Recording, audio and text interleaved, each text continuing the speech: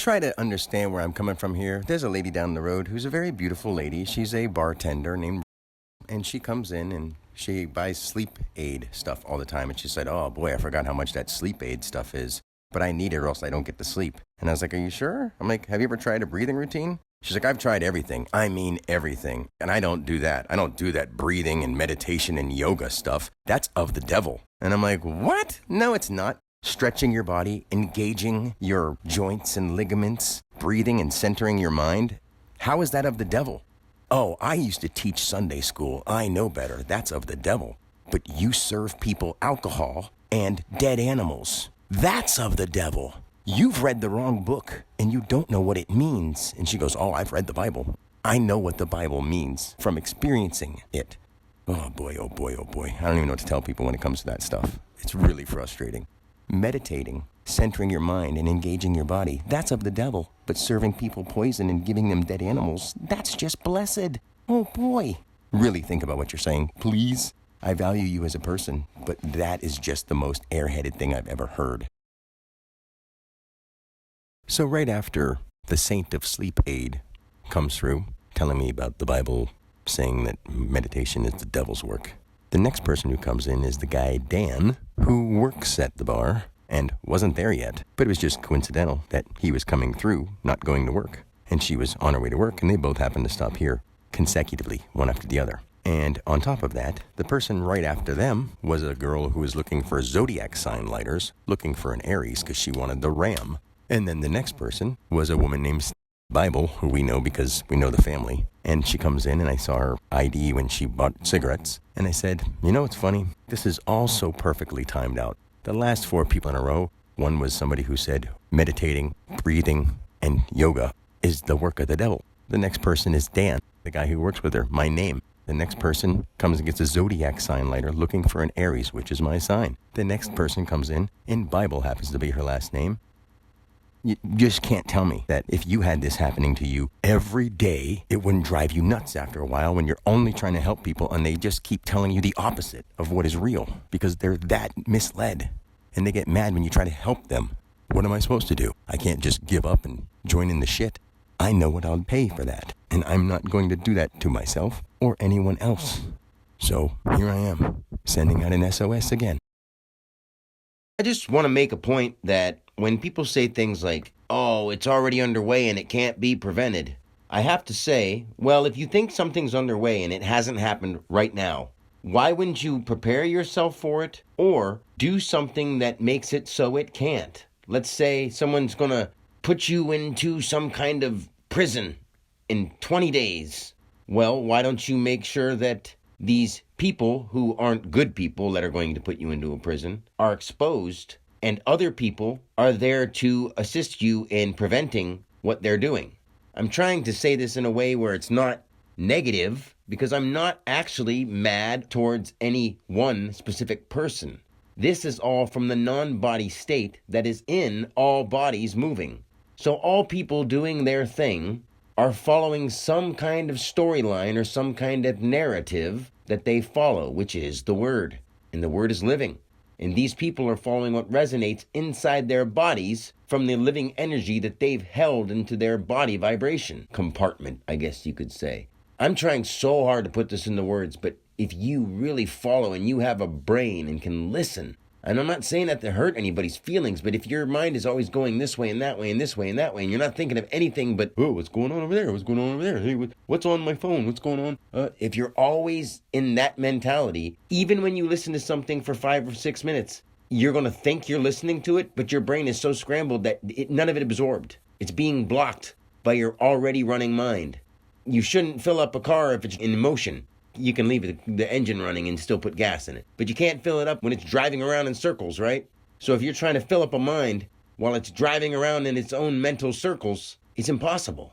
So I'm trying to help people, and I'm sorry that this may sound stupid the way I tried to use that comparison, but I'm trying so hard to put it into words that right now, if you have a deep down feeling that in this quote-unquote simulation that everyone likes to use it as is heading in a bad direction, then maybe you ought to really step it up into 20th gear and make sure that you know that everyone that you are even the least bit concerned about knows what's going on.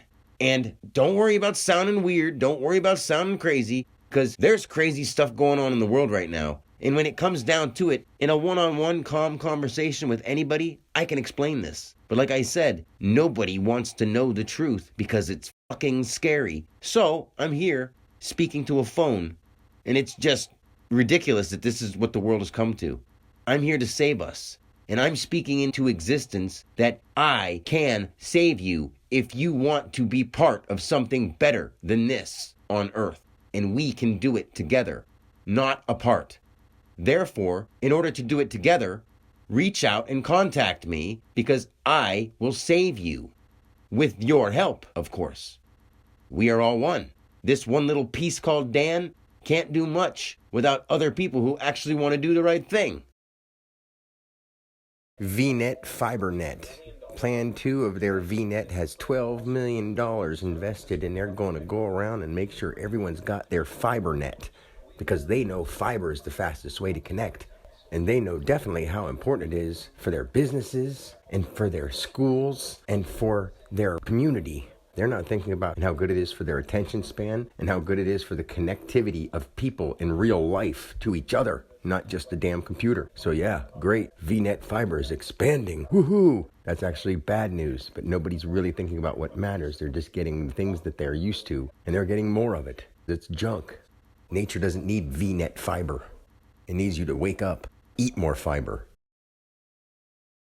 The mistake people make about all-knowing is something as simple as, I know what matters. I know what the substance of the universe is. I know how it works. When I say concrete, I don't mean the hardened, solidified sand and stone mixture. I'm talking about the things that actually put things into place and hold them there. I know the concrete fabric of the universe. And I'm not joking when I say that. So when I tell somebody about some weird mystical stuff and I break down names, they'll say, oh, have you heard about this documentary? I'm like, I'm sure I already know what they're going to get at. She's like, if you haven't seen it, you don't know.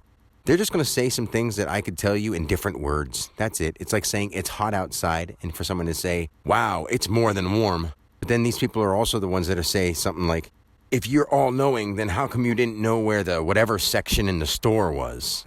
That's not something important. All-knowing means knowing how the universal patterns work, not how some morons decided to line their store with the poisons that they're going to give their community.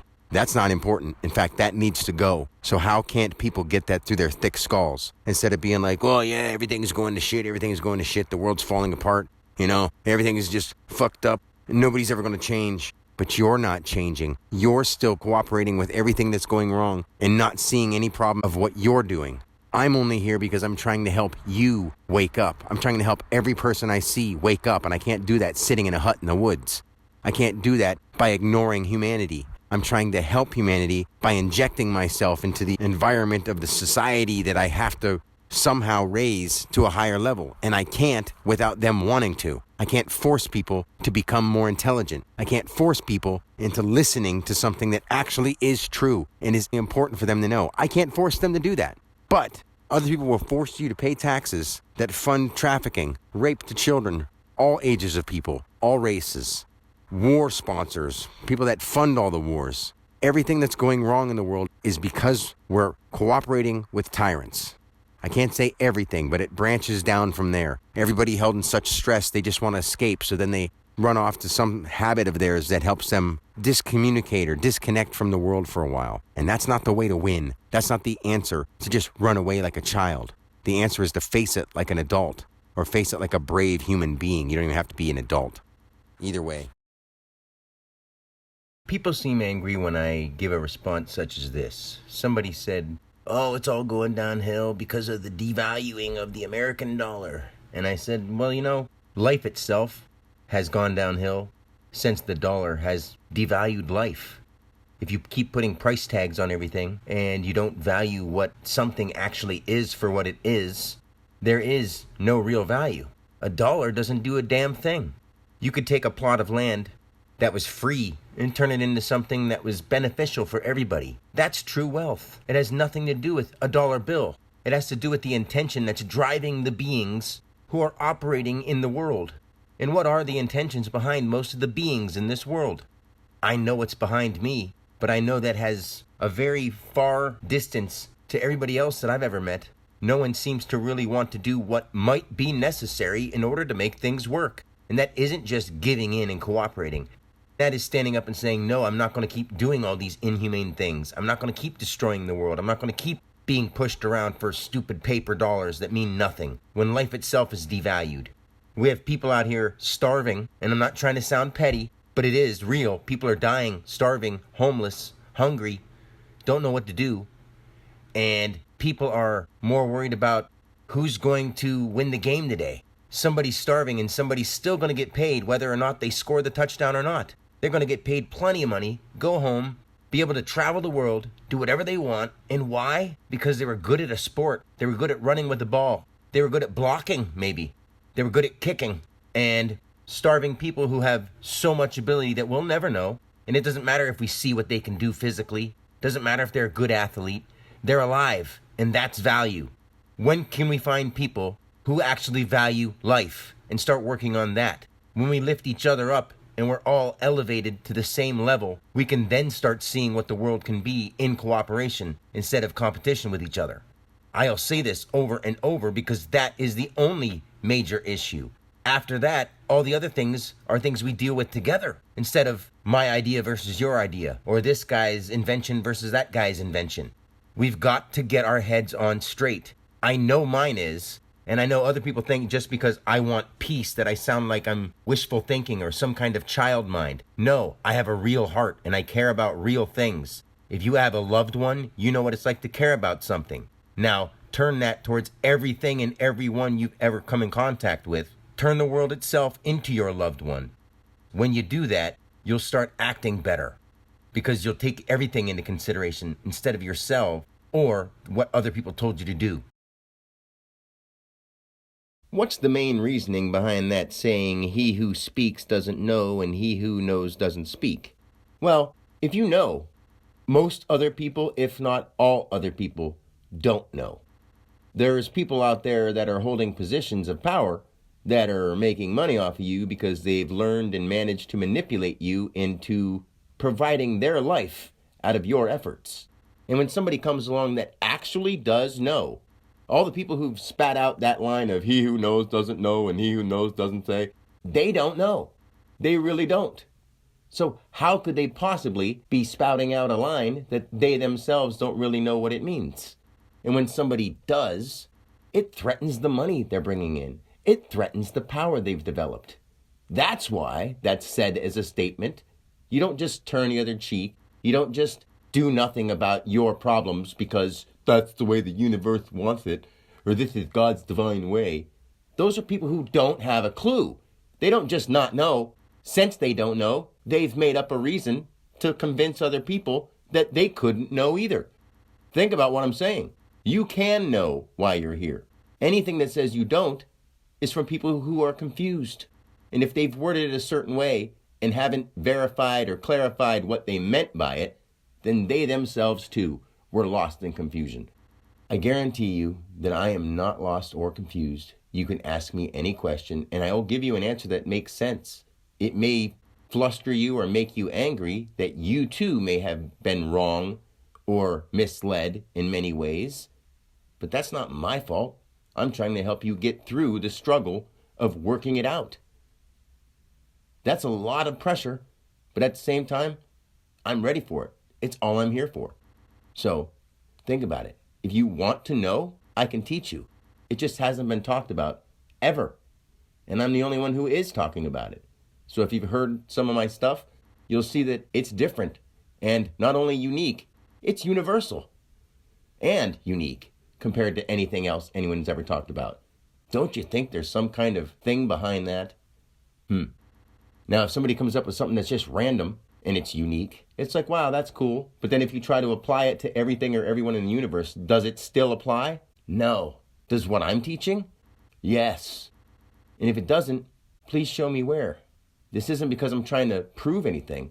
It's because I want to clarify it more and more and more. So if there's anything that I haven't hit, then I can get it for you. Because I'm trying to help you. And, if for some reason, one of the history stories you heard just really strikes you well and you love it, and you don't want to let go of what you believe it to mean, Why don't you just try to take into consideration that you're here now and that history will not help you whether you like it or not. Relate to the character that you see good traits from. Remove the characters that you see bad traits from. Boom. Simple answers. That's all we need. We need to quit making things so difficult for each other. That's all I'm going to say this time. So, peace and God bless.